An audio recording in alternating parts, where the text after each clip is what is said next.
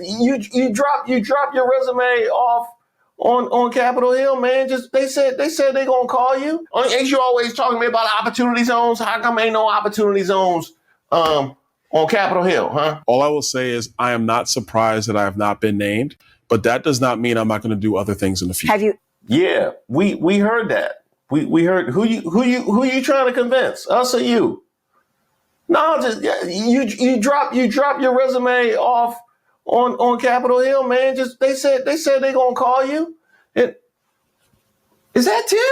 Happy Thanksgiving. Happy Thanksgiving. This is our first Thanksgiving together. We have lots of family in the house. I want to stop and say to everyone, God bless our country. God bless you and your family. Proverbs 18:22 says, he who finds a wife finds a good thing and obtains favor from the Lord. I'm so thankful that after 31 years of praying, this Thanksgiving, I get to celebrate it with my beautiful bride. God has blessed me. See y'all soon. God bless. Bye-bye. Here I am minding my own business, laughing inside my head at the Black conservatorship. Black Republicans feel left out of Trump's second term picks. As President-elect Donald Trump fills out his cabinet and chooses his closest advisors ahead of Inauguration Day, many African-American leaders are asking why more Black people haven't been appointed to key positions. Not this African-American leader.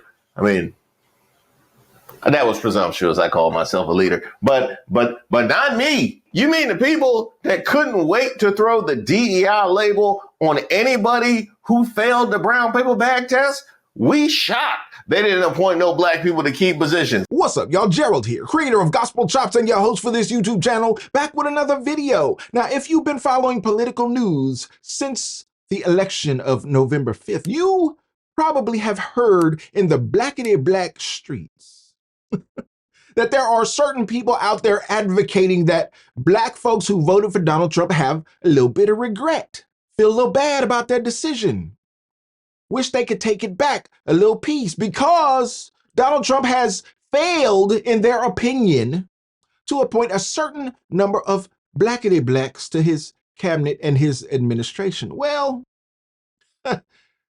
ABC News is the one who put out the major story, and it seems like a bunch of people followed behind them, like little black sheep. Little voices in the community who wanted to pour salt in the wound that they thought that Black conservatives were feeling. But it just goes to show y'all, if you follow politics like I do, if you are a Black conservative like I am, just goes to show how out of touch the folks on the left are with us. Because they think we heartbroken. They think we wounded. They think we feel some kind of way. And we sitting here like, no, everything looks good. Everything looks like we thought it would look. The man ain't even in office yet. Can you give him a moment to take a seat in the Oval Office and get to work? No, they can't. Because they're trying to scramble to create all these different narratives, to make excuses for why they lost, to blame everyone but themselves. So now they are casting aspersions on Black conservatives like myself and saying we should be ashamed because we somehow sold out something. We somehow gave up something. And now that Donald Trump has almost completed his nominations for his appointees for his cabinet, we not seeing the blackety-blacks. See, this is where you got us messed up. This is where you got us all wrong, because y'all folks over there on the left, the folks that are stuck on that plantation that are looking at us freedmen and saying, well, y'all look like slaves to us. Well, y'all got it confused. You got it bass-ackwards. You got it upside down. Because the truth is, y'all need that kind of representation for your ego, to make you feel better as a person, to boost your self-esteem. We don't need that at all. All we need is for this administration to make this country great. Because as this country becomes greater, so do we as Americans become greater. I don't need to see no blackety-black, nothing in no cabinet. Because if I be totally honest, My biggest haters in life have been darker than me or dark as me. So color don't mean much. Only creates a variety when you put up a pic on the news of what the cabinet looks like. But it doesn't create a variety of thought. There's no diversity of thinking. And in order to make this country great again, we're going to need some diversified thinking in that cabinet. That's why I'm so happy that he has pulled in Democrats, pulled in independents, pulled in people from all over the spectrum.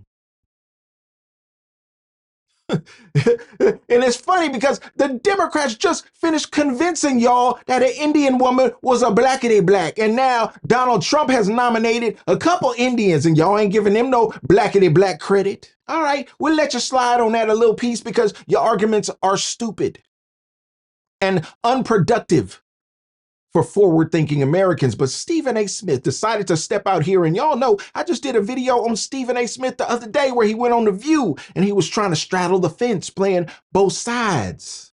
Got into a little tiff, into a little disagreement with Sonny Hostin on the show because he was saying some things she didn't agree with as a diehard leftist. But listen, he made it clear. Look, I'm not a diehard leftist. I'm a capitalist. I'm out here for the bag. So if I got to straddle this fence in order to secure the bag and make my money, that's what I'm going to do. So he went on The View. He stated some common sense points of view on The View. And he got rejected by those wicked witches just for saying things that many Americans are thinking. What we would think is common sense, but what we know is so uncommon. Well, Stephen A. Smith on his own podcast has fallen back into the left-wing narrative, fell for the ABC news article that said that the blackity blacks are feeling some kind of way. And by him falling for it, by him parroting this narrative, it shows me 100% Stephen A. Smith ain't with the black conservatives. He can try to straddle the fence. He can try to parrot narratives all he wants. He is not in touch with black conservatives because he would understand if he knew me, if he knew people like me, he would understand that we don't need blackity blacks in position to make us feel good about America. We already feel good about it. We just need a solid administration that's going to put our country first. And it seemed like Stephen A. fell for the left-wing talking points. Why? Because he is left-wing. Where ABC News is reporting black conservatives are feeling left out based on appointments and nominations for his upcoming term. Last month, Trump appointed Scott Turner, who was executive director of the White House Opportunity and Revitalization Council during Trump's first term, to serve as secretary of the Department of Housing and Urban Development. One area of frustration for many black Republicans was speculation that if Trump did nominate an African American to his administration, it would be at HUD, the department that has had the most black secretary appointments of any. At the time of this taping, 53 Trump nominees have been reported. One is black. That's it. And a total of 5 are people of color. A couple of things I wanted to bring up. I'm not surprised. Not surprised at all. Trump proclaims to be cool with the brothers and fellas and what have you. And, but when it's time to appoint people to positions of power, folks are choosing folks they're accustomed to, who look like them, share their cultural identity, things of that nature. You're expecting me to be overly critical of Trump about this. I'm not. The fact of the matter is that folks lost the right to complain. Folks lost the right to complain, even the black conservatives. Because if you're a black conservative, now remember, we're not talking about truth for a second. We're talking perception.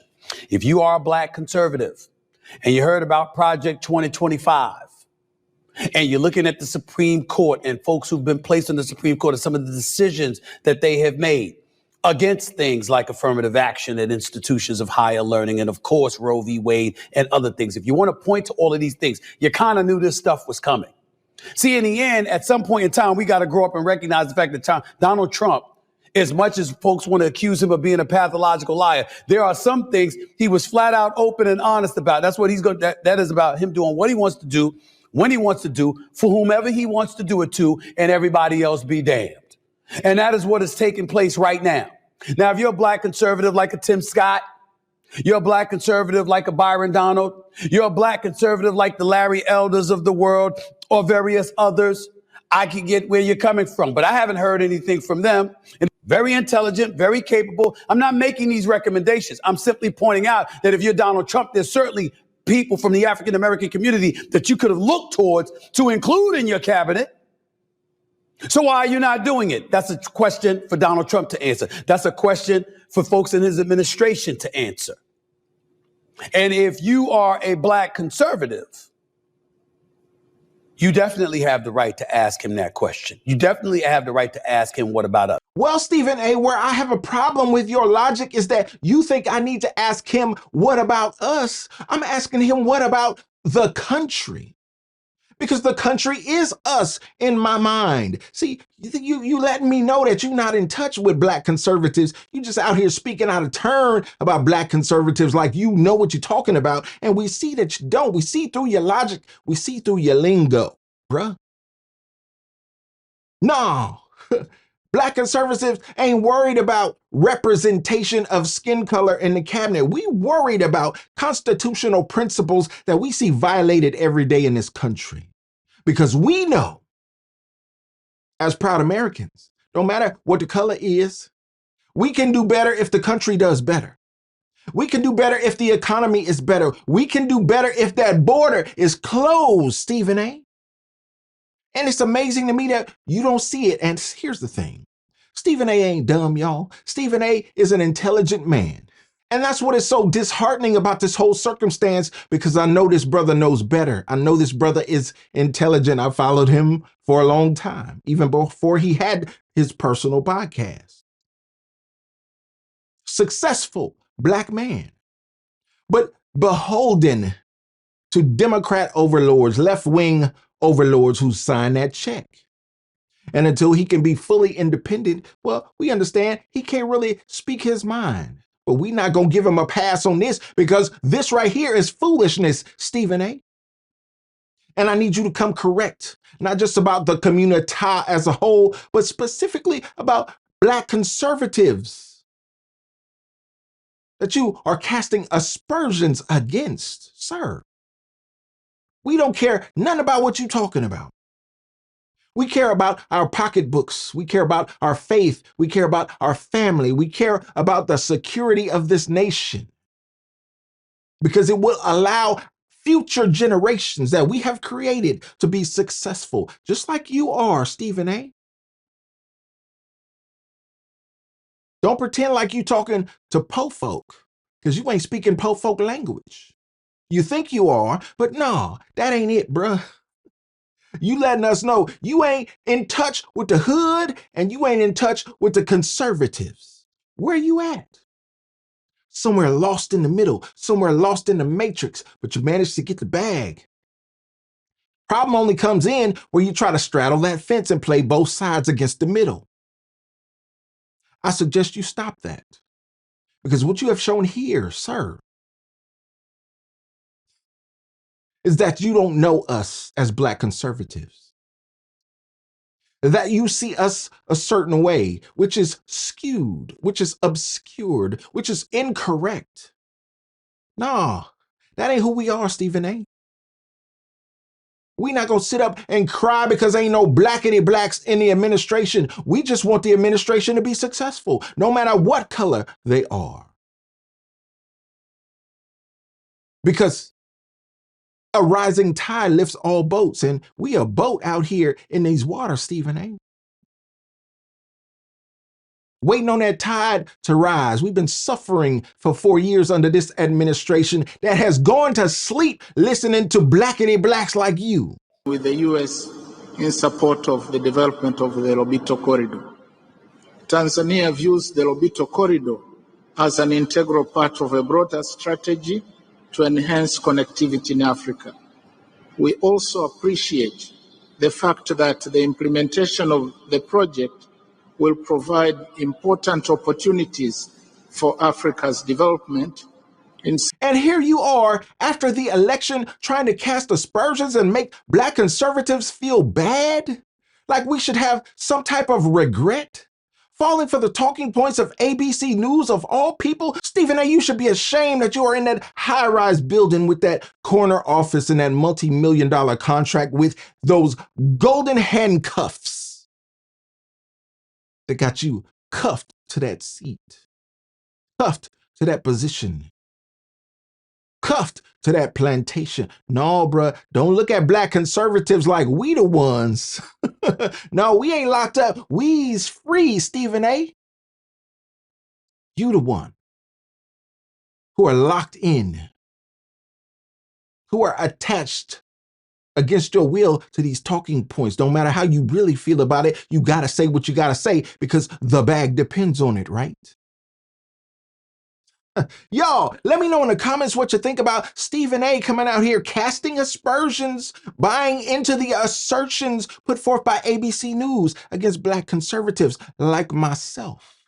I'd love to know what you think about this. And don't forget to like the video, subscribe to the channel, and share the video so we can get more people involved in the conversation, y'all. And like I always say, always remember and never forget, without the gospel, it's just chops. Until next time, peace.